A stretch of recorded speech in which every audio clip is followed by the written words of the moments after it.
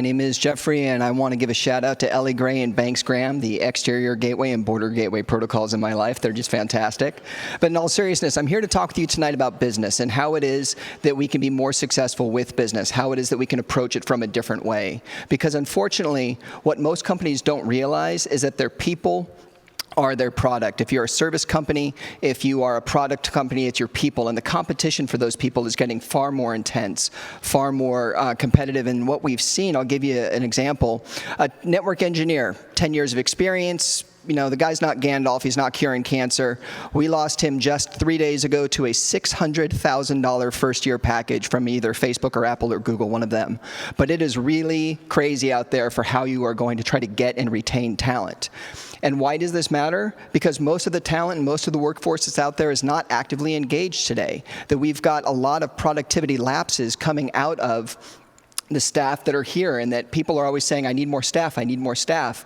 And I would argue it's far easier to get more out of the staff that you have.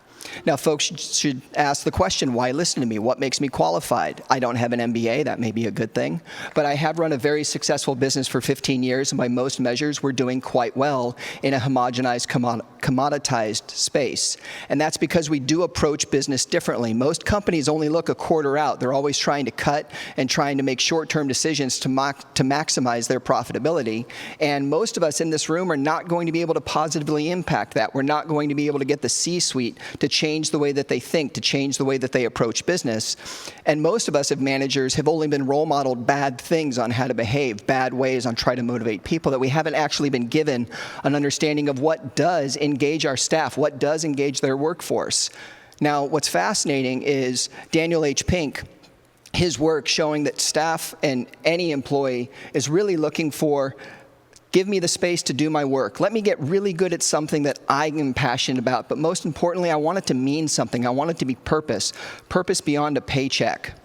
Most folks will say, well, what does that purpose have to be? What is the why? Not what does your company do, but why do they do it? Most companies would say that we exist so that to maximize shareholder return. We exist to make rich people richer. And if that's the only why you can come up with, don't be surprised if you have disengaged employees.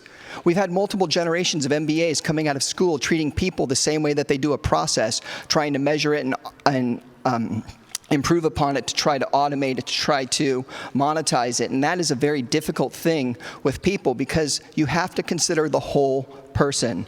There is no work-life balance in today's society. It's much more about work-life integration. It's the way that how do I consider the whole and take all of these pieces into account.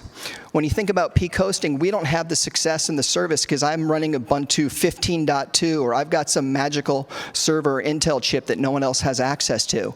It's because the people are committed because they know, that our staff are committed because they know that the company and the management are behind them and support them.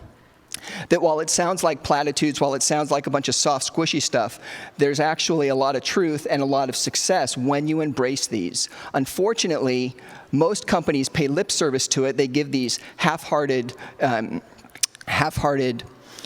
endorsements and all these platitudes that actually I love that Dilbert has a Dilbert mission statement generator that you can just randomly create mission statements on their website, which sound like them because they're so full of the same trite, glib, hackneyed garbage. People say, well, what are peaks values? And we do have some core values that we live. We do have some things that staff understand and can bring with them and understand that these are the rules by which everyone is judged up and down the chain.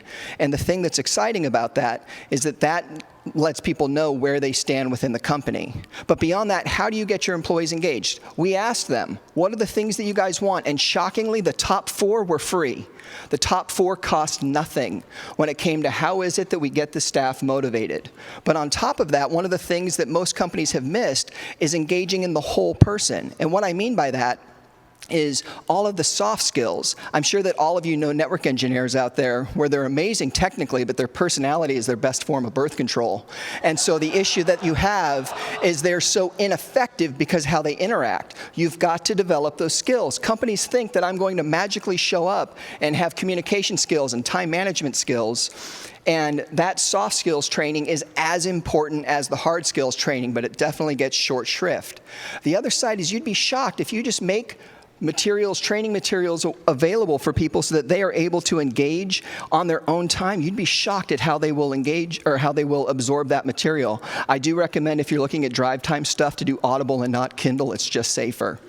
Now, one last note. People have asked, well, hey, Jeffrey, what is your why? Why does peak hosting exist? And I'll tell you, it's not managed hosting. It's not servers. It's not because we're big fans of virtualization.